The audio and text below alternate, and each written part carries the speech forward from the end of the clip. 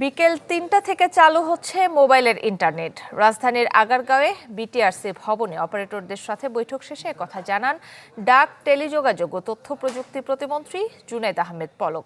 তবে এখনই চালু হচ্ছে না ফেসবুক, টিকটক।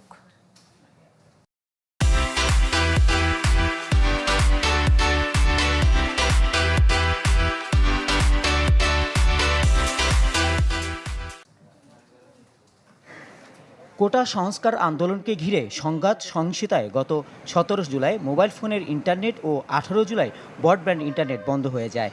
পরে ২৩ জুলাই পরীক্ষামূলকভাবে ব্রডব্যান্ড চালু হলেও বন্ধ থাকে মোবাইল ফোনের ইন্টারনেট।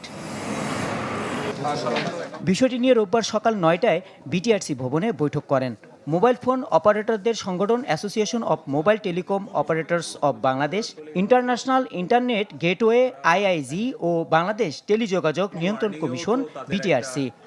৩ দিনের জন্য আমরা মোবাইল নেটওয়ার্ক যারা আসবেন, ব্যবহার করবেন এবং 4Gতে যখন যুক্ত হবেন তখন মোবাইল ইন্টারনেট ব্যবহারকারী প্রত্যেক গ্রাহক ৩ দিনের জন্য 5GB বোনাস তারা ডেটা পাবেন।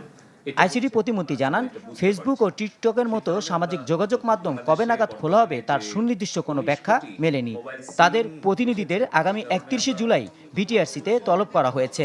2 জন ছাত্র মারা গেছে, এই অপপ্রচার শুরু করা হলো ফেসবুকে, কিন্তু সেটাকে কোনোভাবে এটা মিস ইনফরমেশন বলে ফ্ল্যাগও দেওয়া হয়নি এবং তার প্রেক্ষিতে আন্তর্জাতিক কিছু গণমাধ্যম সেইটা নিউজ করে এবং কিছু দেশের মুখপাত্র সেটাকে তারা স্বীকৃতি দেয় এবং তার প্রেক্ষিতে পুরো দেশে এই ফেসবুকের গুজব, মিথ্যা তথ্য ছড়িয়ে যখন উস্কানি দেওয়া হয় তার প্রেক্ষিতে কিন্তু তার বেশ কয়েক ঘন্টা পর আরও 5 জনের মৃত্যু হয়।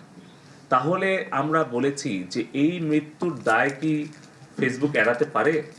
এই সকল উত্তর দেওয়ার জন্য আমরা 31 জুলাই আমরা এই সোশ্যাল মিডিয়া প্ল্যাটফর্মগুলোকে ঢাকায় এসে বিটিআরসিতে তাদেরকে লিখিত এবং মৌখিকভাবে জবাব এবং ব্যাখ্যা দেওয়ার জন্য আমরা অনুরোধ করেছি। গ্রাহকদের ভিপিএনের মতো অ্যাপস ব্যবহার না করার আহ্বান জানান আইসিটি প্রতিমন্ত্রী। এই অ্যাপগুলো ব্যবহার করা ঝুঁকিপূর্ণ, এগুলা অপেক্ষাকৃত নিরাপদ। রহমান ফয়েজ, চ্যানেল 24, ঢাকা।